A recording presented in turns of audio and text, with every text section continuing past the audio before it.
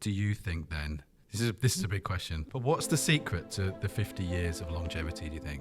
We invest in the people. Training is so important. Caroline is going to be a fantastic guest. She's managing director of the family business. My dad could see this entrepreneurship in myself, and we merged both businesses together, and that's how I then became involved in the family business. You were National Family Business of the Year, which is a pretty major thing. There's nobody individually that I would say that I look up to, but I do take the good bits in other business leaders. You literally are the business, if you like. Chris and I looked at one another, the rest of the team, and then literally tears. So if you had one nugget or one piece of advice for a business owner or director that from your career that you wanted to sort of put a flag down, a line in the sand, if you like, what would it be for business owners?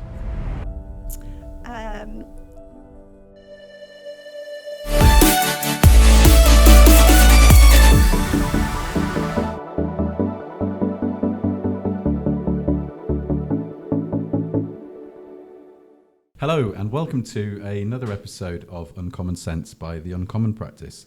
I'm absolutely delighted to say today that we are joined by Caroline Platt. Caroline is the Managing Director, is that right? Managing Director of Platts Agriculture.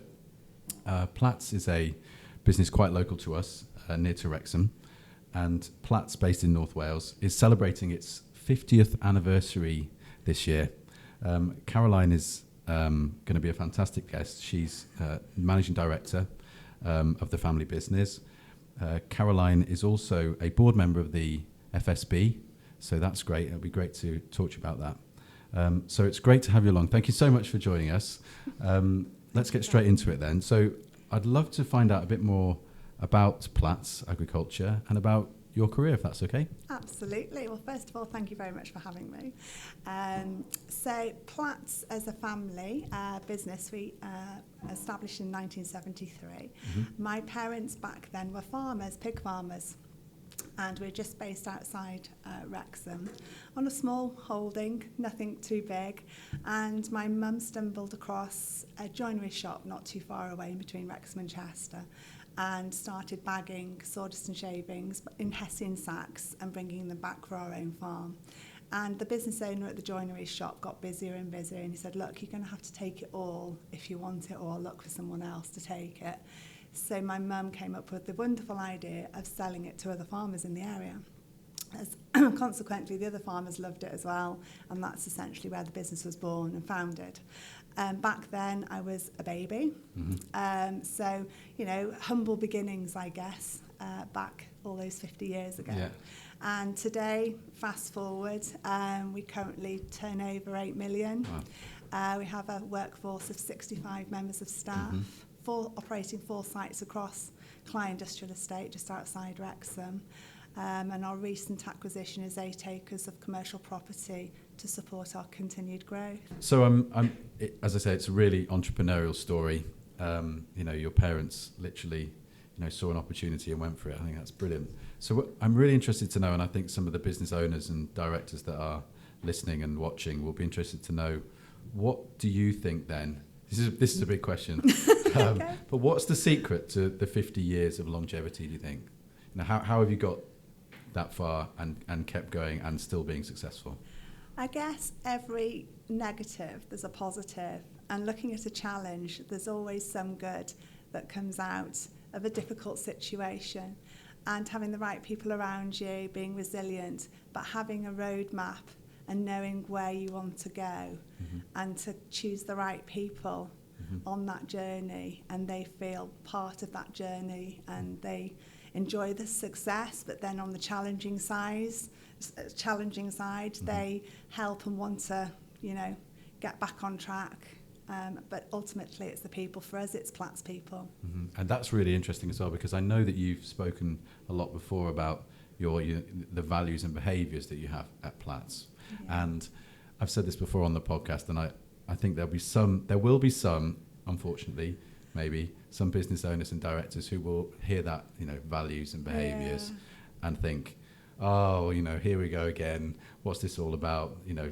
I'm not interested. It's all a bit wishy-washy, slogans on the wall and all that stuff. But it is important to you, and it's a big part of what you do. So would you mind talking to us a bit about, what values you have and what that means to you? In everybody's DNA. Everybody has their own deep core values and behaviours, and we recruit on those. And we find if we recruit on those core values and behaviours, there's a genuine pattern that they stay, they remain loyal, and they'll tick all the boxes. So Platts is passion, loyalty, accountability, trust, transparency and sustainability. And I think if they tick all those boxes for us, we see longevity. We still have a member of staff that's been with us 50 years, ever since the business was founded. And I think that's testimony. Obviously, that person has seen significant changes through the generations. My son has now joined the business, so we're entering our third generation of family business. And not being afraid to change and revisit those values, because potentially some other values will take priority, and to check in on the values, and are the values still fit for the purpose and the needs of the business. So I think also to have an open mind about that they just don't, they're not core values that just stay there, that you check in and are they still fit for what we're trying to achieve as our long-term ambition and goals. I think that's brilliant. It's really interesting you say that as well, because there's another business local to us, Moneypenny. I was looking at some of their story recently, and it's interesting they talk about as well that they don't employ people. They employ people based on attitude, not necessarily their skills or how good they are at typing. That's what they look for, and it sounds that's DNA, what you're saying. It's their belief and their wants. I think they've got to want it personally, and a lot of it then can be taught, like you say, the skills. A lot of our staff have come up through different sectors and skills within the business, and we invest in the people. Training is so important, and opportunity and succession planning, and being part of the development plan and the growth strategy, so each individual can see where they're aspiring to and what their personal development is. And for us, that's crucial, investing in your teams. That's really interesting. So you will reward the right behaviours in what you see and help them progress through the business. This is maybe a contentious question, but I know it's something that we speak about with business owners a lot, and I'd be interested to get your view is, when you see someone who's perhaps not meeting those behaviours and values, as a business owner and director yourself, what's your way of dealing with that? Try and find out the reason why. Okay. Because it could be nothing to do with the business, it could be something that's affecting that individual externally. So offering help and support and sort of digging that bit deeper, because there'll be a reason there somewhere, and try and align them with our what we're looking for, and it might not be the right fit, but they may understand. I think it's opening up those conversations, but there's usually a reason why, and it's having those honest conversations and being transparent, which again is our core value, and trust, and being able to open up and having those conversations, but be supportive, because they may be true in what they say, and we may have to adjust. But it's a two-way partnership, isn't it? But making everybody feel that we are one team.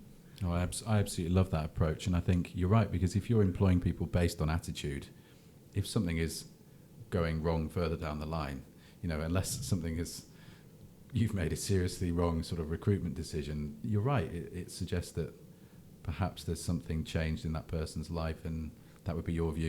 You'd get them in and have a conversation. See if we can help and support. Oh, I absolutely love that. Yeah. That's brilliant. So I'd like to talk a bit about the royal warrant that you have. That's quite hard to say, actually, isn't it? Royal warrants, got to get that out.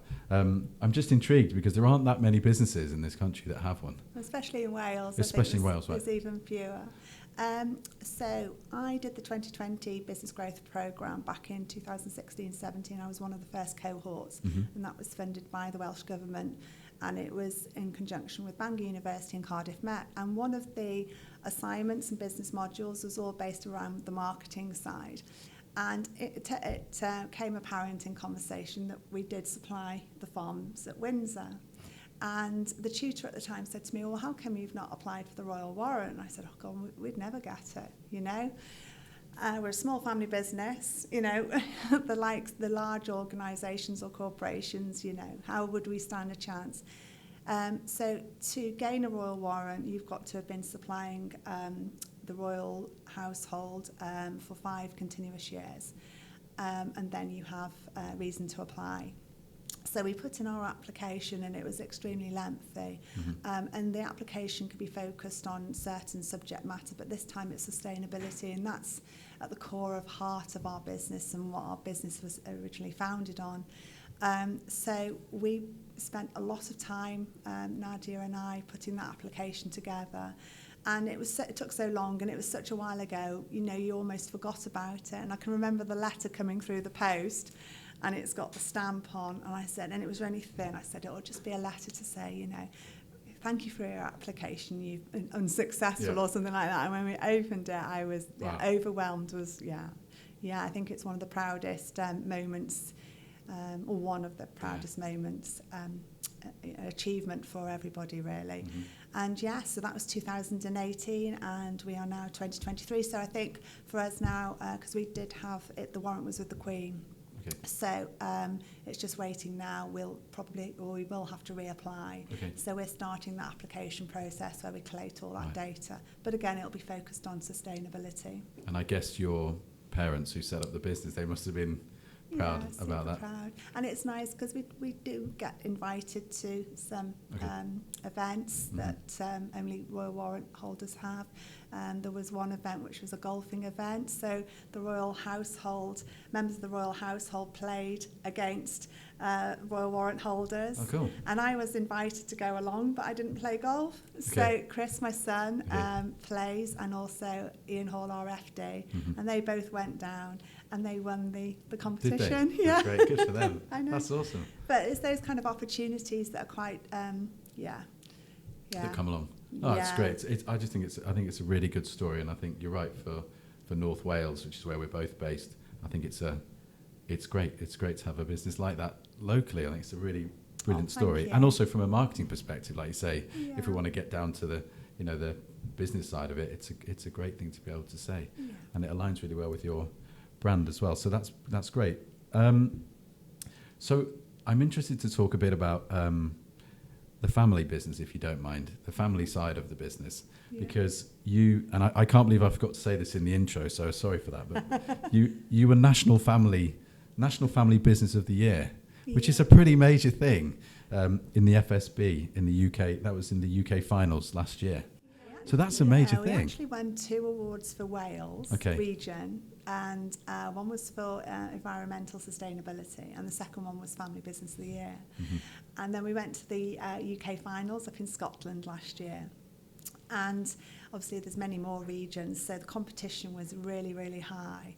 And the first award to be announced was the Sustainability Award, and we were unfortunate and we didn't win that one. So, we're reading through all the other entries, and I said, we've done well to get, our region for Wales and champion Wales. And then when they started reading out the winner and they mentioned the royal warrant, and then Chris and I looked at one another, the rest of the team, and then literally tears of pride. And Chris and I, my son, went up on stage, and it was very emotional. We were both choked and we struggled to speak at first. But the FSB is an amazing organisation in terms of, I think, entering the awards put us on a platform for marketing. It was amazing, I was lucky enough to receive a letter from the CEO of NatWest and our local MPs. Obviously, we were in the forefront then of their horizon, and it's good for your branding and recognition then for the team, of what we do, and we are a family business. But that's exactly what I was about to say, which is that although it's again, from a marketing perspective, it's great, but there's got to be some substance behind it, and clearly there was, and clearly the judges could see that there was. And so I'm interested to understand a bit more, and I think there will be people listening who do run family businesses, so maybe you'll be preaching to the choir maybe, but in terms of family businesses, then this is interesting. If you don't have to share everything, but I'd be interested to know, what's it like running a family business as opposed to, well, maybe I don't know. You have worked in other businesses as well, though. So what are the differences? What are the challenges that you've found? Every business that we deal with I wouldn't say every business, but family businesses are vast in terms of farming. Right. The farming industry, they're all family businesses. Yeah. So our customer base are families. And our suppliers, and most of our suppliers of our raw material are generation after generation family businesses. So for us, our actual business, the people that work there become your work family. And we have many families within a family business that you've met one another and then they have children. So we've got typically 3 families within our family business. And then that helps the recruitment process. And succession planning, and it's that investment then within that business, the purpose and that sense of feeling that people feel part of a work family, and that's the culture that we've continued from the moment the business was established. So, in a sense, it's obviously got the benefits. Clearly, you're all engaged, and you clearly want the same thing, and that's absolutely brilliant. I'm guessing though there must be on occasion some conflicts of opinion, and how do you deal with that as a owner of a family business? So if you're looking from a leadership perspective, obviously my father was the founder of the business, and I looked up to my father. He was like my hero. He always said I should have been a son, not a daughter. I did my HGV license, I ride a motorbike, and all the things you wouldn't typically see a lady doing. And whether that's to put myself in male shoes, I don't know, but I really looked up to my dad. But his leadership style was very different than mine. So when so my background is 5 years in accounting. I did 5 years in accounting. Married Chris and Claudie's dad, farmer, so that, again, farming business. And I was very entrepreneurial back in those days and set up another business doing bark and compost. And my dad could see this entrepreneurship in myself, and we merged both businesses together. And that's how I then became involved in the family business. And we grew the business together. And then, unfortunately, things didn't work out with my husband, and I decided to leave the family business, and I went to work for another company, again in agricultural sector. I went as accounts manager and worked my way up to be managing director. And I guess my dad could see the success that I'd done it on my own. And so they said, look, come back to the family business and take over the reins. But my dad at the time was very much, you know, it's my way, backing by hand. You've got to still back by hand. And I wanted to go automation. And he made the decision to step down and hand over those reins, which enabled me to continue the growth of the company.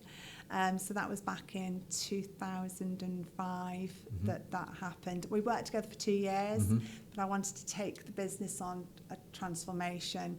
And Dad felt that he couldn't maybe follow me on that journey, IT, all the technology, but he would be there to support me in terms of sensor checking, and as long as the bank balance is doing all right, you're going in the right direction.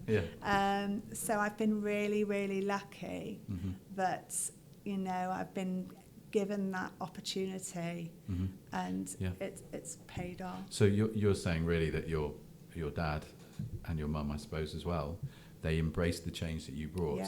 And I'm trying to, you know, I'm wondering whether that's common in family businesses, or whether that's, I don't know. I suppose we'll have to go and we'll have to ask them. I suppose it's interesting to me that you were able to sort of bring the change that you wanted to see, and your dad embraced that instead of saying, "This is the way we've done it for the last 20, I'm guessing at the time 20-30 years, and we're going to keep doing it the same way." But clearly could see that you had your own ideas and your own you know, ways of doing it. I think that's a brilliant story. You touched on something which I'm going to pick up on, which is and again, I often think with this podcast, I'm just going to ask the questions, and if people just tell me to get stuff, that's fine. I'm interested to know though about being a female, you know, a woman leader in business, and we've been fortunate, haven't we, Ollie, to interview a few people on this podcast who some excellent, you know, female women leaders in business, and we have another one. So have you found it? I mean, I don't know, is agriculture, is it typically a male-dominated industry, would you say? Yes, Yeah. As is the transport industry. Transport industry, yes, which, again, yeah. So how have you found that, being a woman in business, and what's your secret? At a very early age, when I was in primary school, I'd finish half day, I'd come home to the farm, and I'd want to go out bagging shavings by hand with all the guys, not just because I wanted to learn what Dad was doing. And in summer holidays, I'd be doing that as well. And my mum's very resistant at the time. She got, in the early 80s, a young lady going out, but I just wanted to mix and understand how business worked.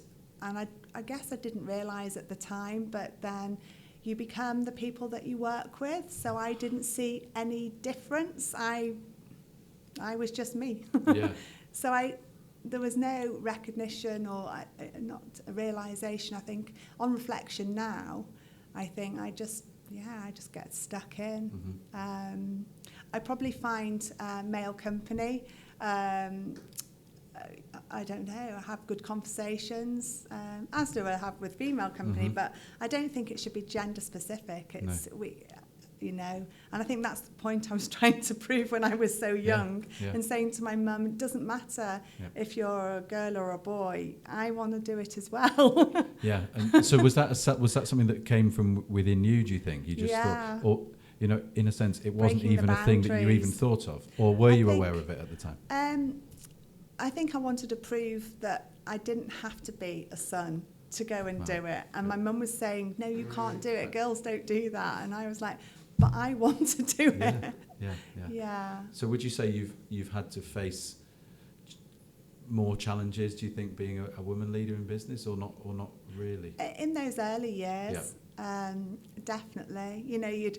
I'd be in the cab with the younger guys because there'd be 3 of you in a lorry, and you'd go to a timber yard in Liverpool, and there's me, a young girl, and I'd have my rubber gloves on, and you can imagine, and the wolf whistles and things, but I just used to ignore it, just crack down, and we were bagging by hand in those days, and it was a dirty, dusty, horrible job, but I just got stuck in and did it, and I think it was just, I don't know.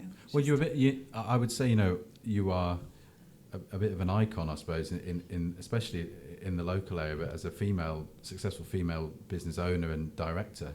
So if you could give some advice to any other, it doesn't matter their age, but any women business who aspire to be, those leadership positions, do you have anything that you would say specific for them? Follow your gut instinct and desires and your ambitions. I love that. I think that's brilliant advice. So I'd like to come and talk a bit more about Platts. Okay. It's your specialist subject, hopefully. What interested me when I was doing some research into the business is you've got Platts Agriculture, which you talked about, which is the business that started 50 years ago. What's really interesting, though, is that you have diversified into other areas. Yeah. And if I understand this right, you have Platts Transport, and you also have Platts Commercial, which came before Platts Transport, I think. Yeah. See, I do my research for these podcasts, don't I? But what's interesting to me is that it seems to me like those businesses were born out of identifying an opportunity, whether it was you had excess resources or you just thought it was adjacent to where you were. And you've gone for it and you've launched these new businesses. So do you want to give a brief overview of Platts Transport and Platts Commercial before? Yeah, sure. So the original company was RA&Z Platt Limited, and we decided to split the original company up in. We have Platts Agriculture, which is the main core business for animal bedding, and back a number of years ago now, we had circa 80 trailers, and we used a local garage to do all the inspections and MOTs. But we were conscious that particular business may not be able to support and grow with us to the level of growth that we were projecting. To give example, we run 130 trailers, articulated trailers now. Right. So we felt that to sustain our growth, that we needed to invest in a commercial garage.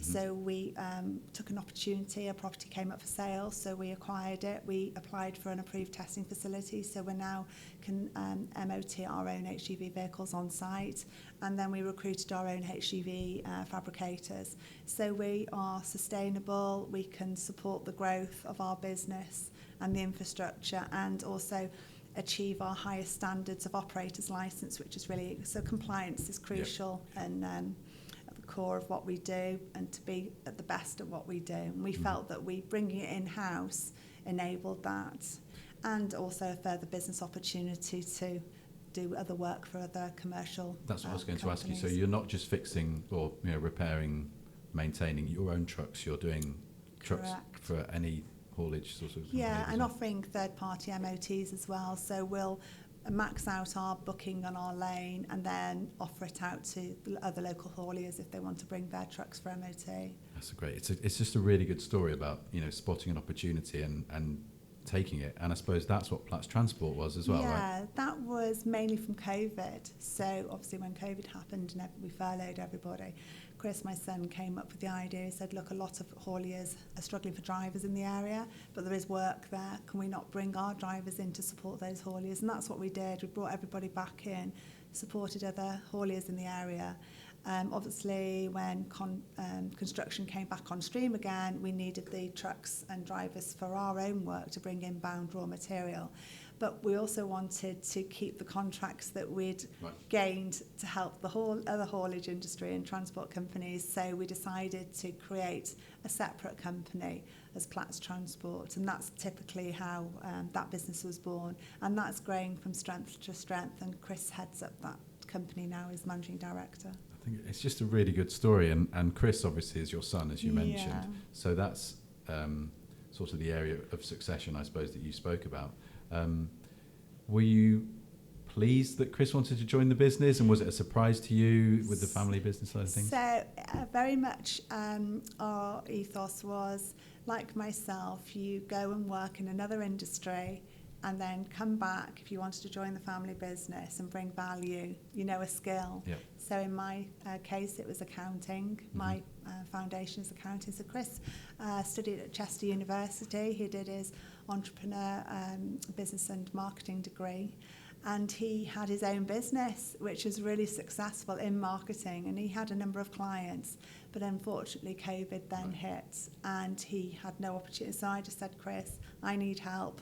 Come and join the family business. So he did. And there's typically 15 of us in the office. And COVID, we had to furlough, or most people then work from home. So there's 3 of us in the office, and Chris was one of them, and myself and the transport manager.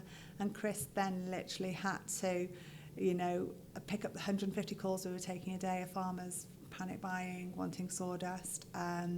So he learned quite quickly every department, even in production. Yep. And that's when he really got to know the business. So do you feel it's been harder for you, obviously being the daughter of the founders, and then for Chris? Do you feel it's harder if you're entering a business to prove yourself in that situation? Because almost, you don't want people to think, oh, it's a classic case of nepotism and they've just given me the job. Did you find that it was harder? For myself, I think because I worked within the business from a very young age as a child, people that then were there in those days and had seen me grow with the business know that I just didn't come in. So obviously I did my 5 years accounting and was away from the business, but the people that were still in the business remember me when I was a child working, and those stories are still being told to this day. Okay. That's a great. I mean, it does help if you're part of the heritage of the business, I'm sure. And for Chris, he has got huge respect across the team, more I would say than possibly I had. The way it's his leadership style. His leadership style is amazing. The 3 generations were all really different, and I think we've all got a bit diluted from my father's leadership as time has changed, gone from the authoritative leadership. My style probably had the authoritative, but since Chris has come in, there's been different changing styles of leadership. Well, that's interesting. Could you tell me a bit more about that? So Chris, the ownership and how do I sum Chris up? He's a natural entrepreneur. Okay. He's an idea generator. He sees the vision, and people can feel and breathe his vision and his desire, but he enables ownership across the workforce so they feel part of that journey and then feel part of that success. Mm-hmm. And his leadership style is just amazing. Mm-hmm. How about yours? What's your leadership style? I would say I've changed over the years since doing my 2020 programme. Okay. That programme was amazing. Situational leadership, I guess I am. Mm-hmm. Depending on the situation, I'll change to meet the needs of the business.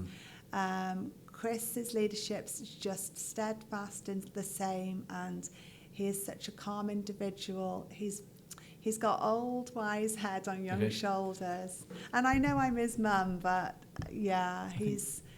You're allowed to say it. It's totally fine to say that. Very proud of him. That's brilliant. Oh, that's so good. If I was to ask you said situational leadership, but if I was to ask you about, what do you think makes a good leader? Because, as I said, you sit on the board of the FSB, which is a great position to have, and you're a successful managing director. So what would you say, are there any leaders you look up to? What would you say makes a good leader for you?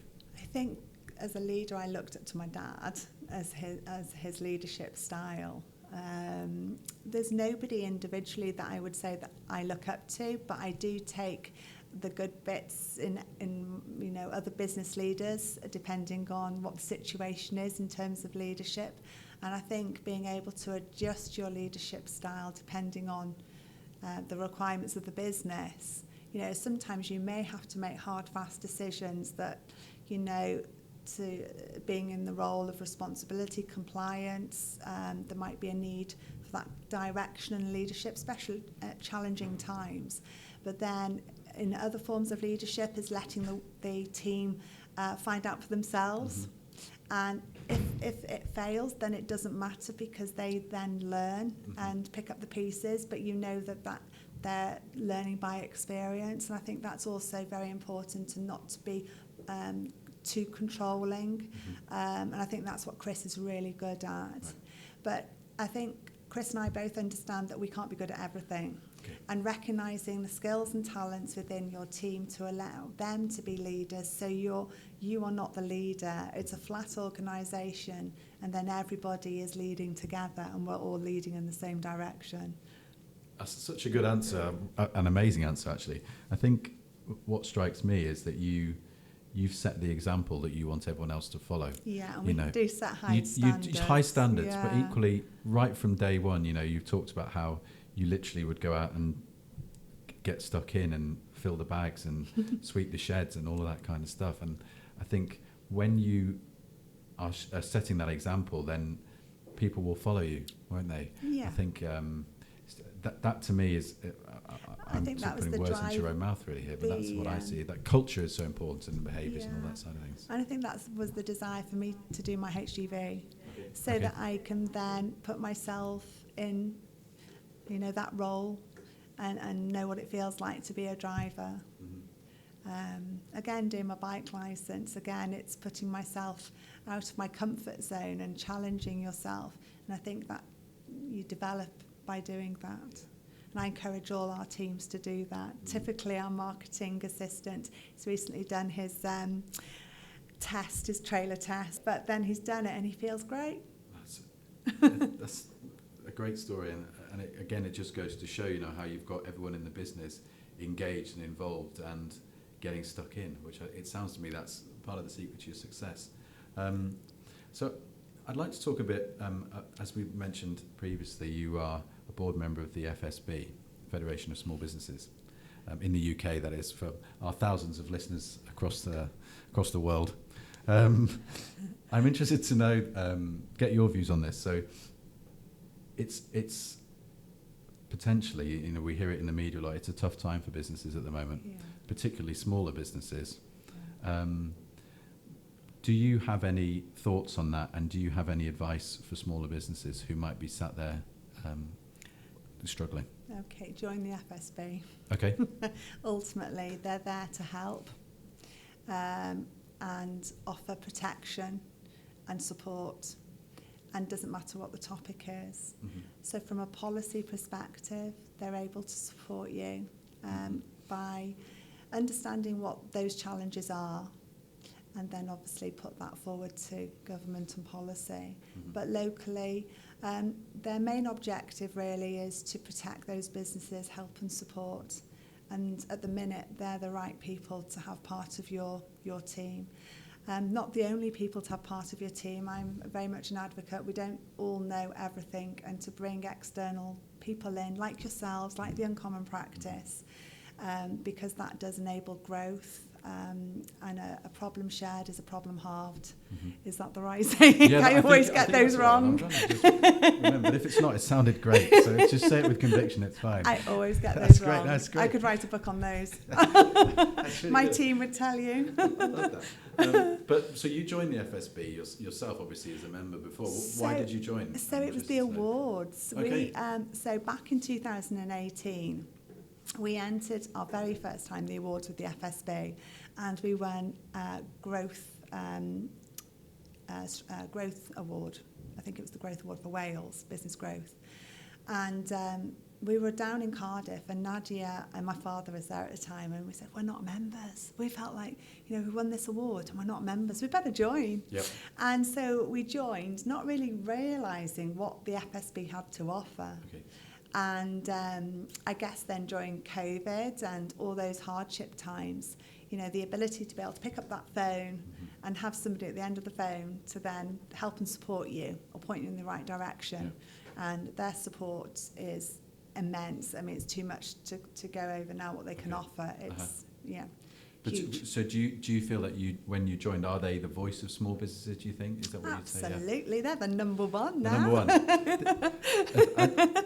It's really interesting to me, and it's interesting what you said about, I'm trying to think of the phrase you used, but I'm not sure if it was right or not, so I'm not sure whether to use it. But it's interesting what you're saying about joining forces, because it strikes me that is the beauty of of that organisation, the FSB, is that collectively a voice for business, for the small businesses. Yeah.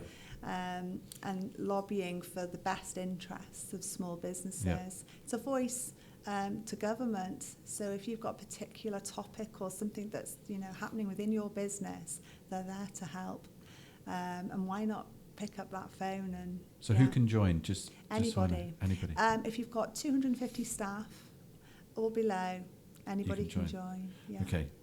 So there's a great. Massive, it's a great. It's a great plug, and you're a great advocate for why people should join. So you were talking a bit about COVID, for example. Yes. Was a difficult time for businesses, and it was a difficult time for Platts, as you say. Yes. How did you get through that? What was your secret? Again, as I mentioned earlier, every problem has a negative, but there's always a positive, and you sometimes can't see what the positive is at the time, and you just go day to day, challenge. But I think having belief, being resilient, but having a strategy in place, a growth plan in place, and reporting weekly. So we'll have weekly dashboards and we'll report on our KPIs. We have strategic growth pillars, and making sure that we meet our objectives and we're on our journey to where we want to be. So as mentioned, we want 20 million in the next 3 years.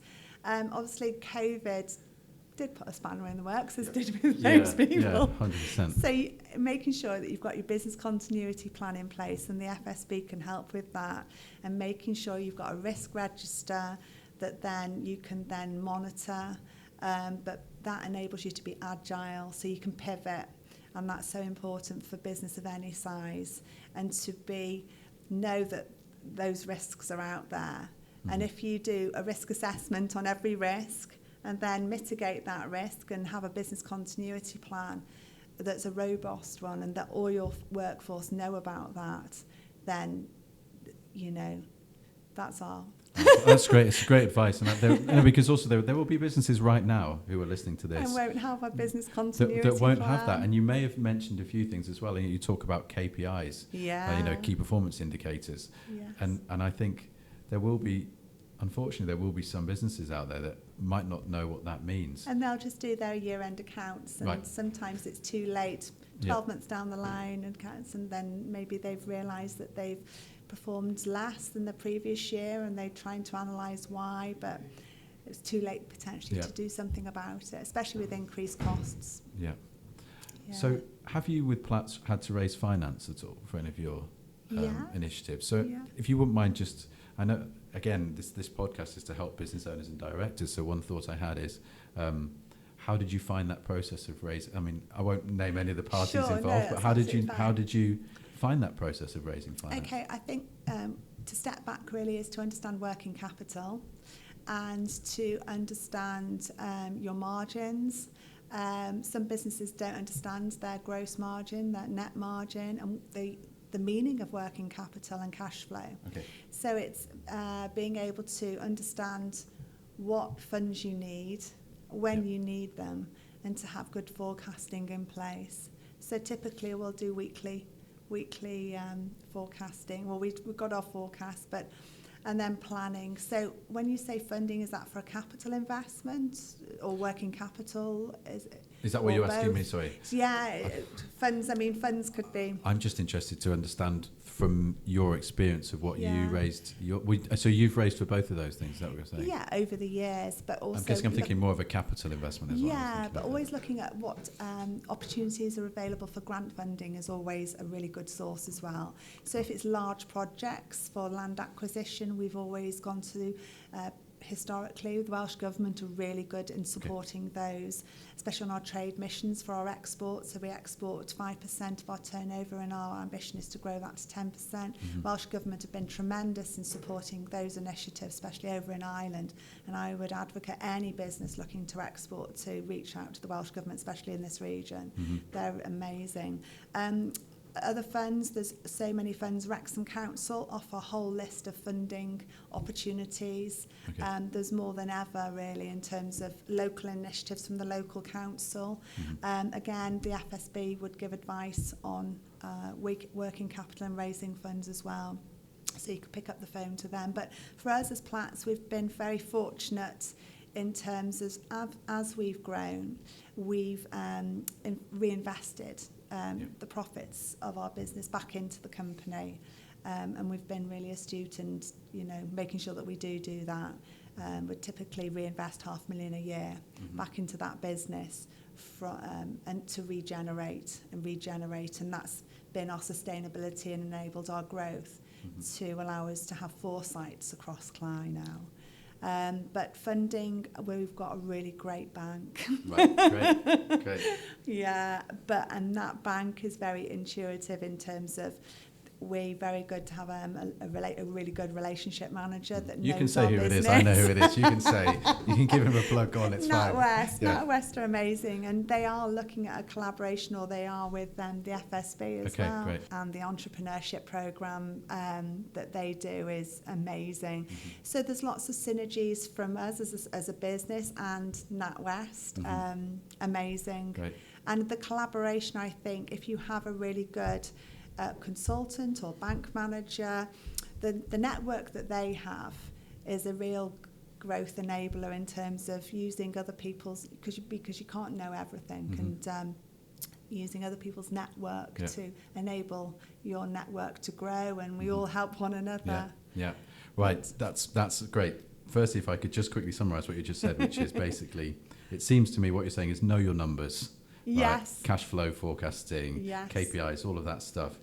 Secondly, have a good bank or find a good funder, a good partner, or a broker that understands your business and can present your story in the right way to the underwriters or the funders, to give them peace of mind. But it's making sure that they know your business, because we're a really unique business. So it's having somebody that understands your business, as with an insurer as well. It's the same. Insurance brokers, finance brokers, having good people around you, and have the strategy and know what the money's for. I'm guessing, so you can demonstrate why you need the funds. I'm guessing. Yeah, and always know what the return on investment is. Okay, that's great advice.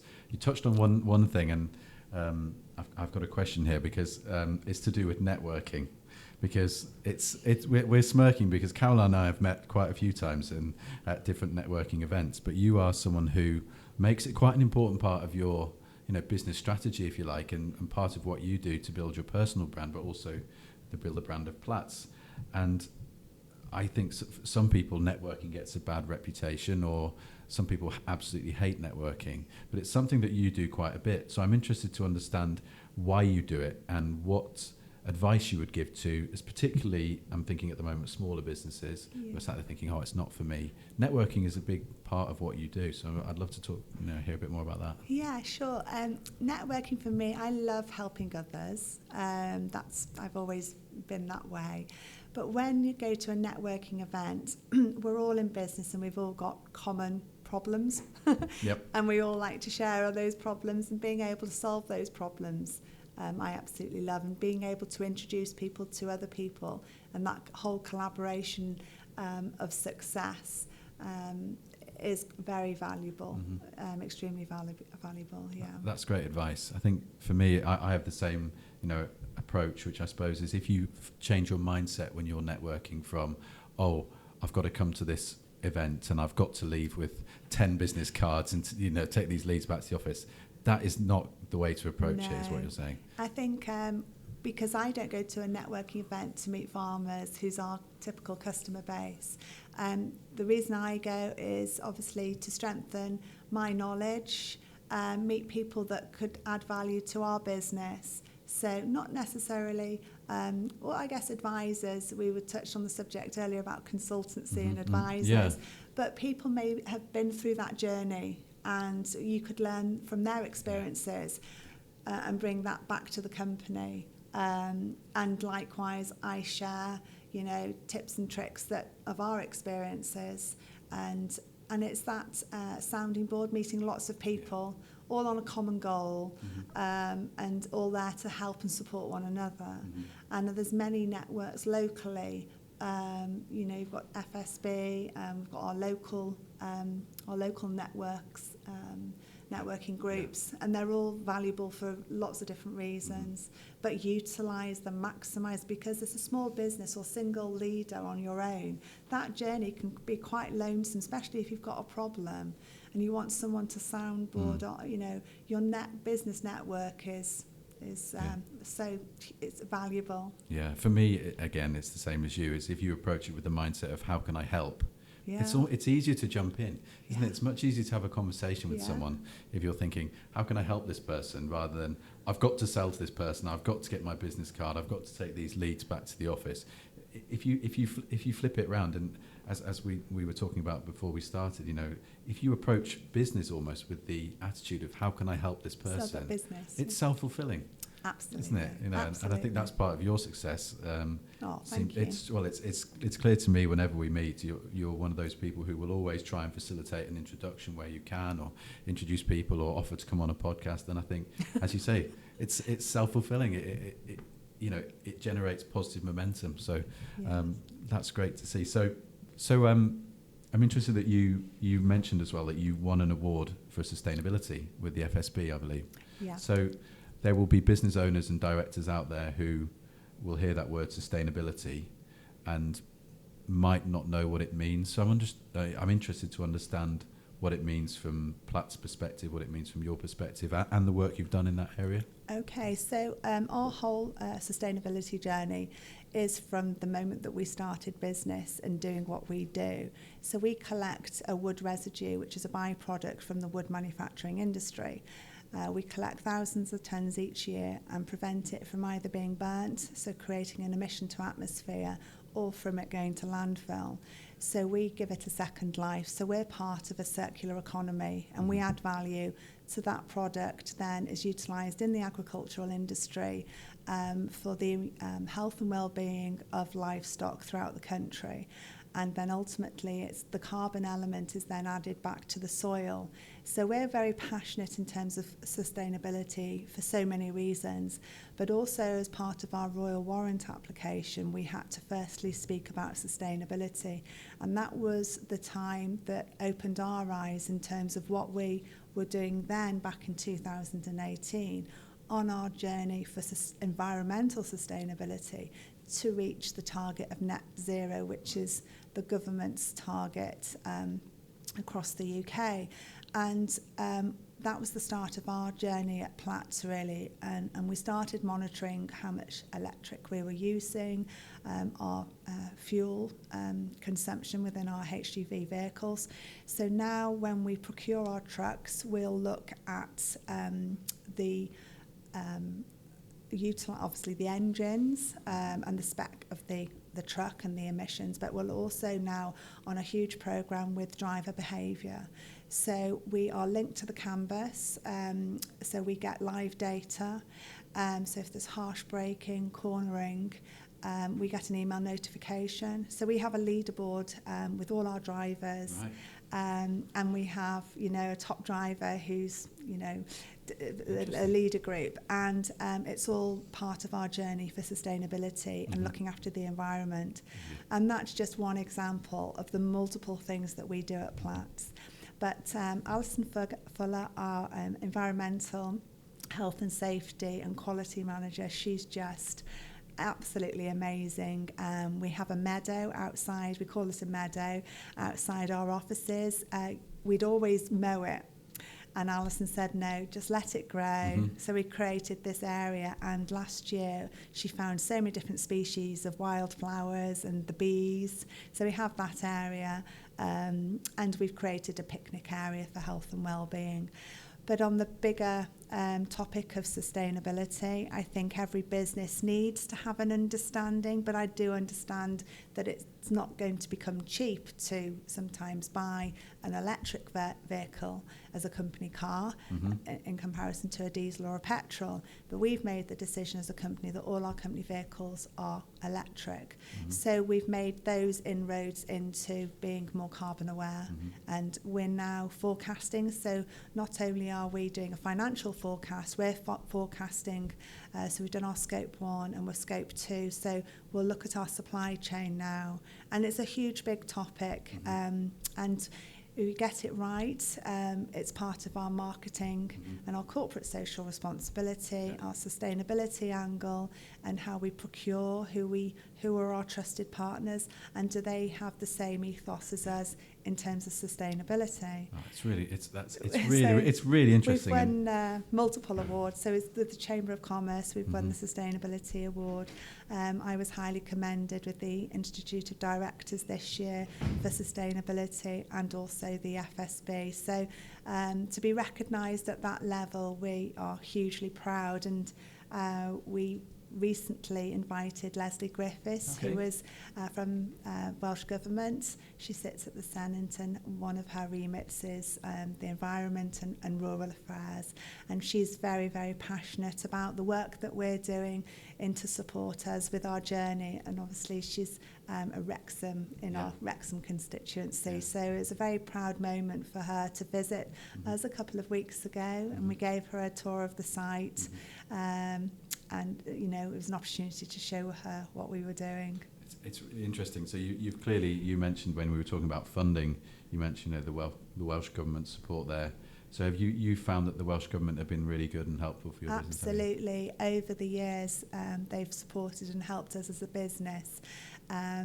For asset financing, export as mentioned earlier, in terms of funding. They'll do the research for you for market research. So if you're looking to export to any country in the world, they'll do the market research for you, the desktop research, and that will be funded for you.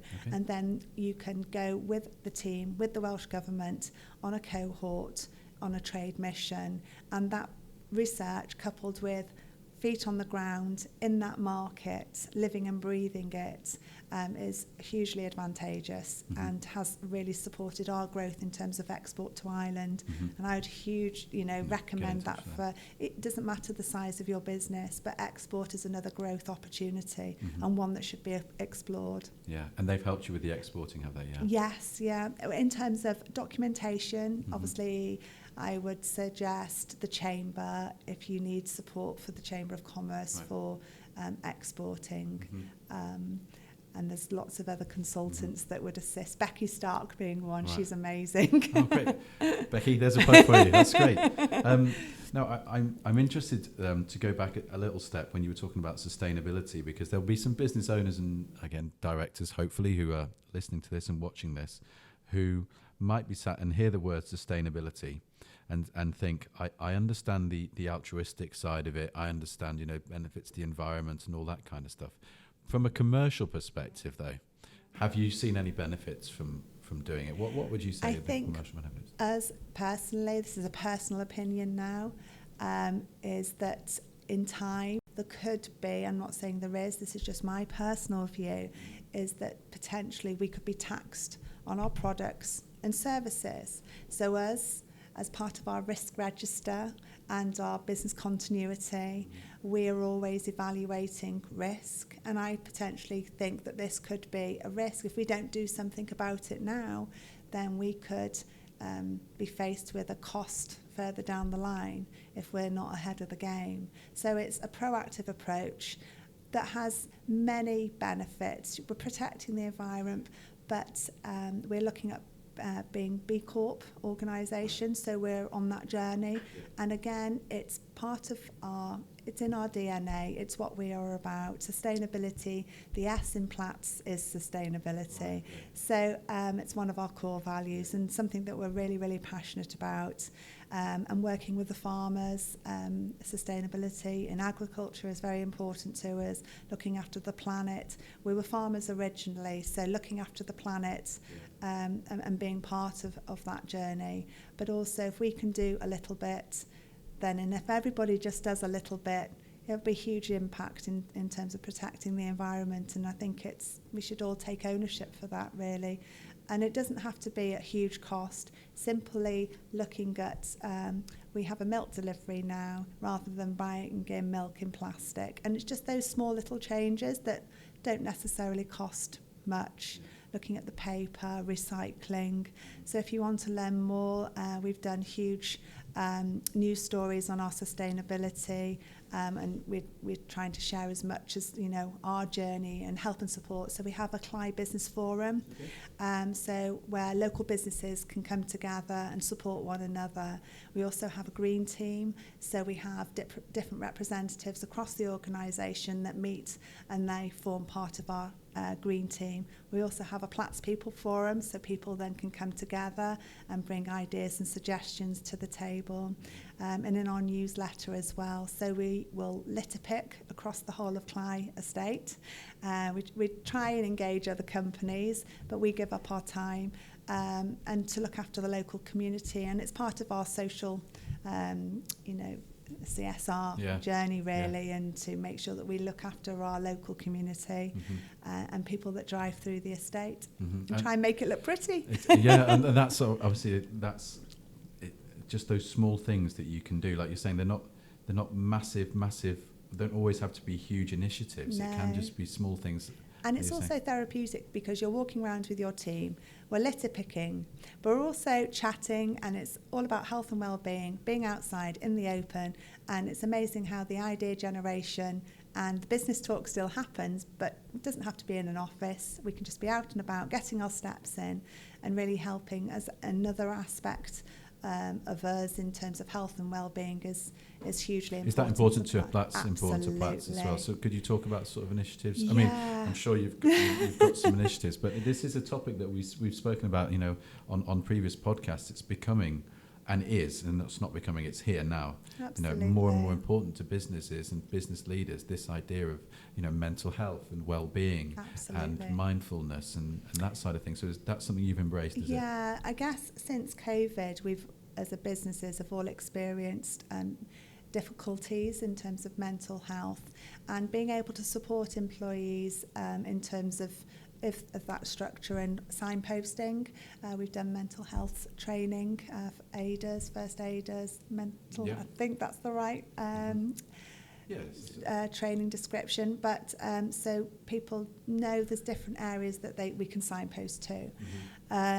But health and well-being is so important to us. So to give you an example, our drivers used to work Monday to Friday, and that was it, Saturday, Sundays off. But our drivers now can apply for any hours they want. If they just want to do 1 day a week, we'll take on people that just want to work 1 day, or if they want to do 4 on, 4 off, or if they, so any hours, working hours that they want to work, we'll offer that, and we make it work.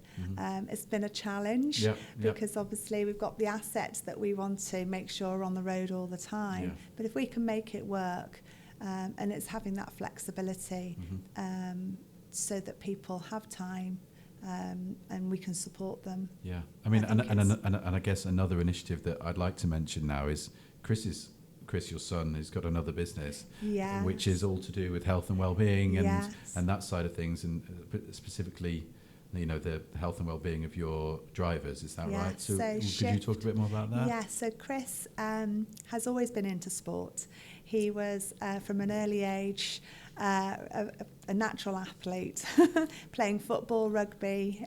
He played football for Wrexham, and then he had a few caps for Wales at a young age. Went to university and always played football at school, and always gone to the gym.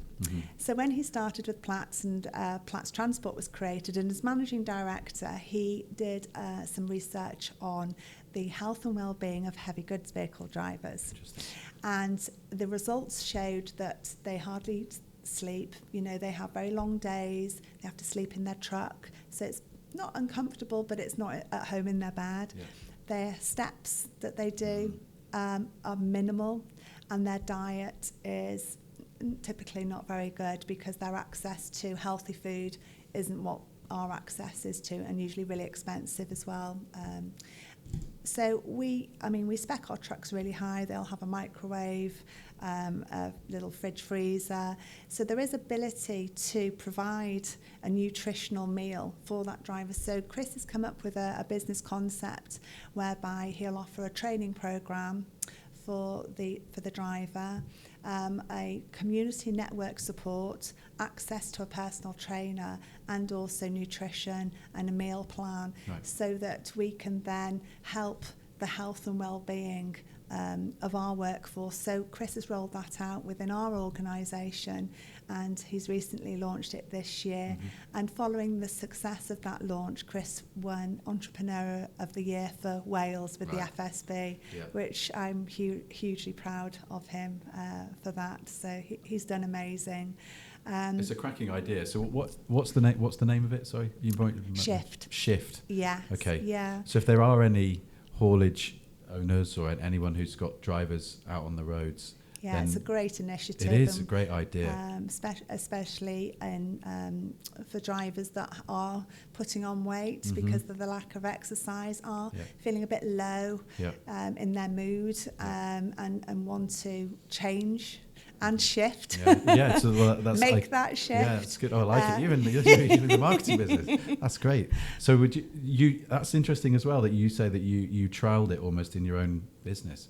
So it's a proven concept. So a lot of people, when they're launching businesses, wonder how they're going to test the theory. And you're saying that you've already done that. Absolutely. And you've noticed we the have difference. One driver, and now he started out training to do a marathon. He did the Chester Marathon, and he's recently done an ultra marathon. So from not running at all.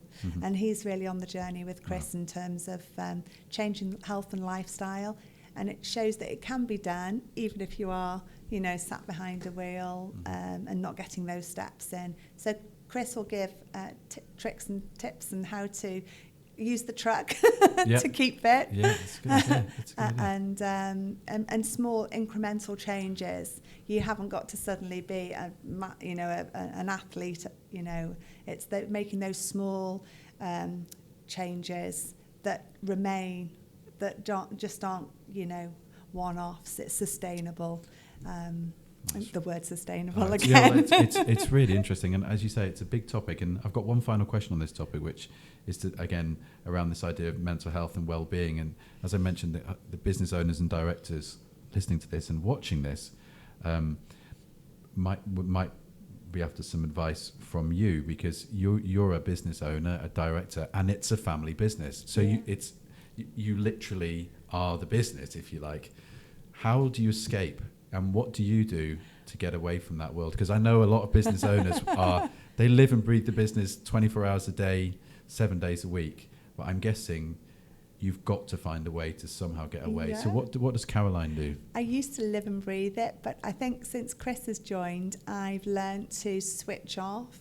I think having the reassurance that Chris is there enables me to do that, having another leader within the business and that support network. Yep. Having a support network is crucial, as we've mentioned before. But for me is setting personal challenges. So I ride a motorbike and I'll try a new challenge every year. So this year I've signed up for 2 charitable challenges. One is for a charity down in South Wales. So I'm trekking across the Jordan Desert for 100 kilometres and climbing a mountain at the end. And that's for Faith in Families, a charity down in Swansea, a children's charity. And my second challenge is in January next year, and I'm trekking the Arctic Circle for the Joshua Tree. So 2 extreme challenges. It's really interesting. But being outside, health and well-being is the training for that, and that gives me the opportunity to switch off, de-stress, and use those natural endorphins to bring happiness. Yeah. So having that focus elsewhere, because you're clearly a driven woman, but having that focus elsewhere sounds to me like that's your way of focusing on something that isn't the business. Yes. Yeah. And it's amazing. And my Garmin. Well, your Garmin. I love my Garmin. You watch your steps every day, do you? Is that what you're saying? Absolutely. I think it's really interesting, and thanks for sharing that, because I think... And your sleep, I think having enough sleep and making sure you've got sleep is crucial. I think there will be a lot of business-owned directors who will appreciate that honesty, so thanks very much. To finish then, this has been such an interesting conversation. It's been really interesting to find out about Platts.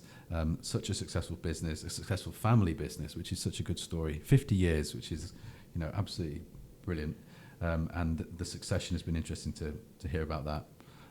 What we usually do on this podcast it's the title of the podcast is Uncommon Sense.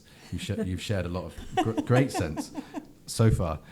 I'd really like to get your advice. If you had one nugget or one piece of advice for a business owner or director that from your career that you wanted to sort of put a flag down, a line in the sand, if you like, what would it be for business owners? Surround yourself with like-minded people, because you can't know everything, and bring the people in with the right skills as part of your team, either internally or externally, because you can't do everything as you grow and become more and more successful. So use other people, external sources, like the Uncommon Practice. Oh, thank you for the plug at the end. That's brilliant as well. But that's absolutely brilliant advice, Caroline. It's been so good to have you on. It's been great to hear your story. Thank you so much for sharing your experience and your knowledge and I think for all of these smaller business owners out there, the family business owners, the small business owners who are not yet members of the FSB, but I'm sure they will all be after this. It's been so good to get your story and to hear your thoughts, and we really are grateful that you joined us on Uncommon Sense, so thank you very much. Thank you for having me. Thank you.